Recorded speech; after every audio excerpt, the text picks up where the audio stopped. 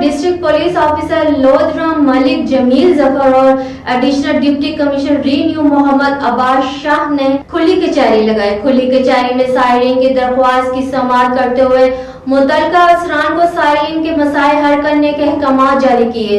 इसी हवाले से मजीद जाने काजिम अब्बास की रिपोर्ट में। वज़ीर आला पंजाब सरदार उस्मान बज़दार की हदायत पर म्युनिसिपल कमेटी कहरोड पक्का के सब्जाजार में खुली कचहरी लगाई गई।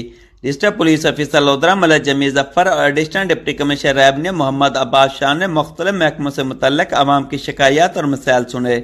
सैलीन के दरख्वास्तों की समाअत करते हुए मुतल्लिका अफसरान को सैलीन के मसाइल हल करने के अहकाम जारी किए।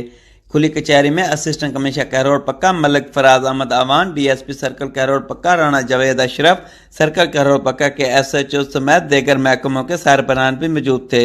District police officer Lodhran Malik Jameel Zafar ने खुली कचहरी की शुरका से खिताब करते हुए कहा कि लोगों को इंसाफ इनकी दहलीज पर फराहम करना हुकूमत की अवलिन तरजीह है। खुली कचहरियों के इनकार से पुलिस और अवाम के दरमियान फासलों को ख़त्म कर दिया गया है। हमारे दरवाजे अवाम की खिदमत के लिए हम वक्त खुले हैं। अवाम बिला खौफ खतर थानों में जाकर अपनी दादरसी हासिल कर सकते हैं।